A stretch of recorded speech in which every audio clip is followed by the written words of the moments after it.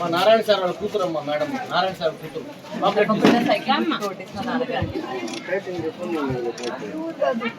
ఎవరైనా ఇంట్లో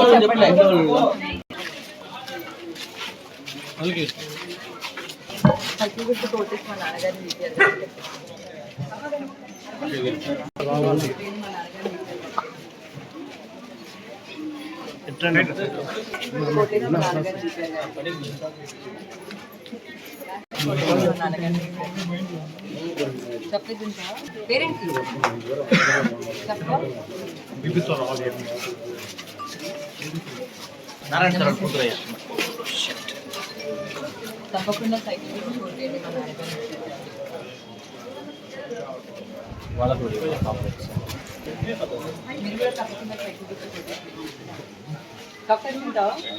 తీసుకో.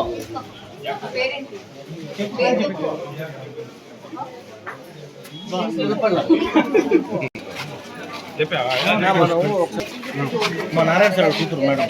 చూడరా మేడం.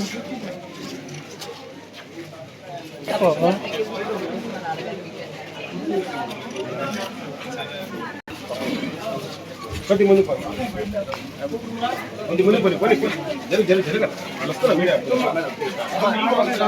నారాయణ సార్ వాళ్ళ కూతురమ్మా మేడం.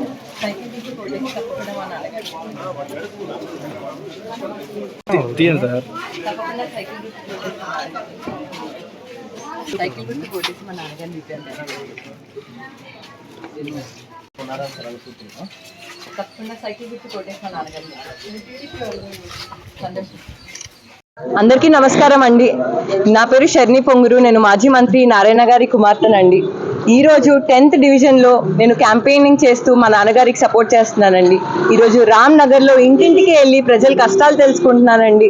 ఇక్కడ చూస్తే పరిస్థితులు చాలా దారుణంగా ఉన్నాయండి. ఒక్కసారి మీ చుట్టుపక్కల చూడండి ఎంత దరిద్రంగా ఉన్నాయో. పాచి, కంపు, మురికి, చెత్త మొత్తం అక్కడ డిపాజిట్ అయిపోయి ఇలాంటి పరిస్థితుల్లో ప్రజలు ఉంటున్నారు. రోగాలు రాకుండా ఇంకేమొస్తాయండి? అసలు మన చుట్టుపక్కల చూస్తే అస్సలు ఉండబుద్ధి అవ్వట్లేదు. ప్రజల్ని అడుగుతుంటే 4 ఏళ్ళ నుంచి ఎవరు రావట్లేదమ్మా, అసలు చెత్త క్లీన్ చేయట్లేదు, మా పరిస్థితి ఇలా ఉంది, మేము మోసపోయాము, వైసీపీ పార్టీకి అనవసరంగా ఓటేసి మోసపోయాము అంటున్నారు. ఖచ్చితంగా టీడీపీ గవర్నమెంట్ వస్తే, నారాయణ గారు వస్తే ఇవన్నీ క్లీన్ చేసి ప్రాపర్ క్లీనింగ్ మానిటరింగ్ చేసి ప్రతి ఒక్క సెకండ్ మైన్యూట్గా డెఫినెట్గా అభివృద్ధి చేస్తారండి.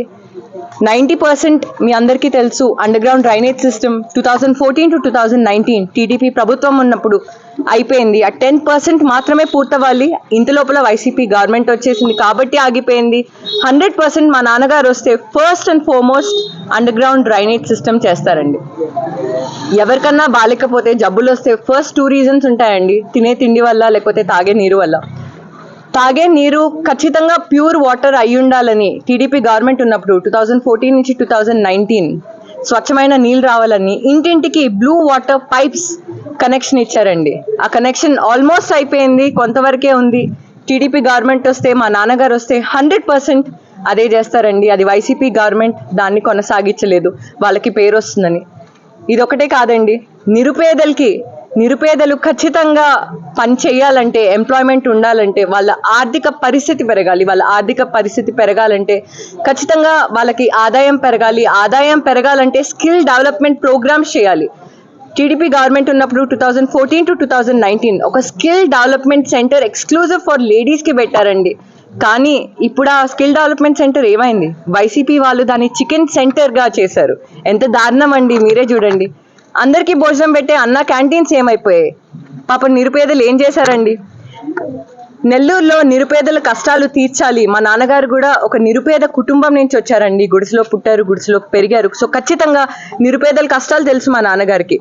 మా నాన్నగారు మినిస్టర్ అయినప్పుడు 2014లో ఎవరూ చెప్పలేదండి ఈ పనులు చేయాలి, ఆ పనులు చేయాలని.